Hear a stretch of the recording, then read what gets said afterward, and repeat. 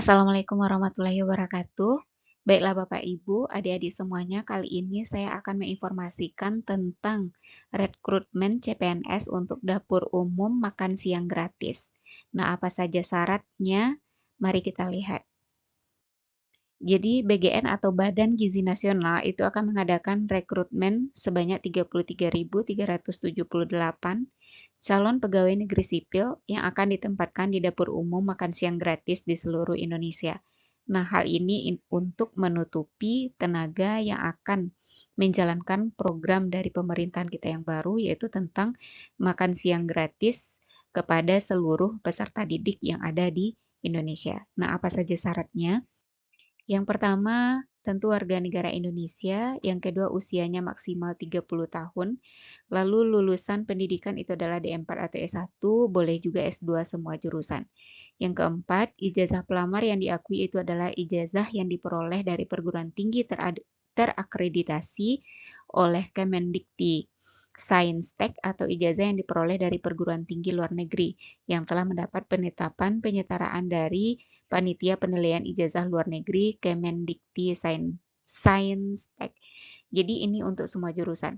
Yang kelima, tidak pernah hukuman penjara berdasarkan putusan pengadilan yang telah mempunyai kekuatan hukum yang tetap karena melakukan suatu tindakan pidana kejahatan.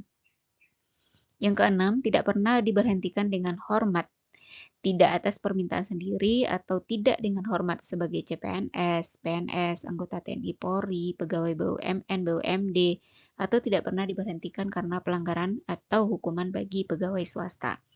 Yang ketujuh, sehat jasmani dan rohani. Kesehatan jasmani, bebas narkoba, dan obat terlarang wajib dibuktikan dengan surat dokter dari rumah sakit pemerintah minimal tipe C. Yang kedelapan, bersedia ditempatkan di seluruh wilayah Indonesia. 9. Bagi peserta wanita selama ingin mengikuti seleksi offline sampai dengan 1 tahun penempatan pertama tidak dalam kondisi hamil. 10. Bagi yang sudah menikah wajib mendapatkan persetujuan suami atau istri. 11. Tidak sedang dalam ikatan dinas atau perjanjian kerja dengan instansi pemerintah atau swasta manapun. Yang ke-12, bagi yang sedang bekerja melampirkan surat izin dari instansi tempat bekerja dan wajib mengakhiri ikatan kerja dengan instansi asal bila dinyatakan lulus seleksi. Kemudian yang ke-13, wajib mendaftar secara online di laman https://sppindonesia.com. Kemudian dokumen apa yang perlu disiapkan atau diunggah pada aplikasi rekrutmen? Yang pertama, surat lamaran ditujukannya kepada yang terhormat Kepala BGN RI. Bagiannya yaitu Ketua Rekrutmen SPPI B3 di Jakarta. Kedua, scan KTP dan kartu keluarga. 3, foto berlatar belakang putih. 4, scan ijazah dan daftar nilai atau IPK. 5, scan sertifikat khusus atau diklat yang pernah dilakukan. Ini bila ada. Yang keenam, surat keterangan catatan kepolisian atau SKCK. Ketujuh, surat kesehatan jasmani dan kesehatan rohani dari dokter jiwa di rumah sakit. Kedelapan, surat bebas narkoba. Kesembilan, kartu BPJS yang masih aktif dan tanpa tunggakan. 10, kartu NPWP. 11, menandatangani form surat pernyataan terlampir bermaterai 10.000. Lalu kapan jadwal kegiatannya? Pendaftaran online-nya itu sudah dimulai dari pukul 00 WIB dari tanggal 27 Desember 2024 kemarin dan berakhirnya itu 15 Maret 2025. Jadi masih ada kesempatan sekitar 3 bulan lagi.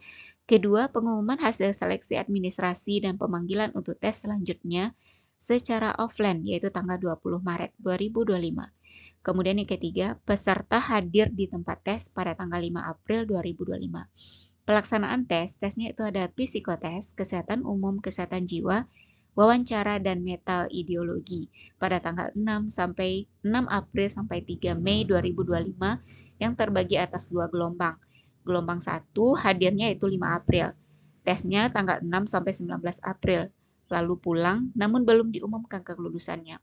Gelombang 1 yang dinyatakan lulus akan dipanggilnya tanggal 28 April dan hadir tanggal 3 Mei untuk bergabung dengan lulusan dari gelombang 2 untuk mengikuti pendidikan. Lalu gelombang 2 hadirnya tanggal 19 dan ditesnya tanggal 20 sampai dengan 2 Mei 2025. Tanggal 3 Mei diumumkan kelulusannya. Bagi yang tidak lulus akan dipulangkan, bagi yang lulus akan bergabung dengan gelombang 1 untuk mengikuti pendidikan. Nah, pendidikannya apa saja? Ada pelatihan dasar kemiliteran tanggal 5 Mei sampai 3 Juli 2025. Lalu ada pelatihan manajerial 4 Juli sampai dengan 4 Agustus 2025. Lalu apa hak yang diterima?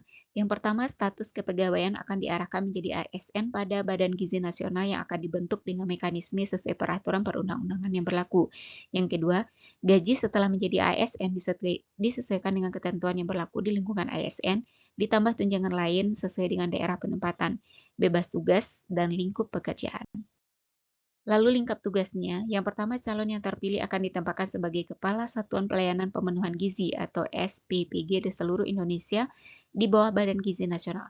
Kedua, Kepala SPPG bertugas untuk memimpin dan mengkoordinasikan penyelenggaraan makan bergizi yang menjadi tanggung jawabnya. Nah, itu adalah informasi yang dapat saya sampaikan. Jika ada adik-adik yang berminat yang usianya di bawah 30 tahun, segera mendaftar. Demikian saja. Assalamualaikum warahmatullahi wabarakatuh.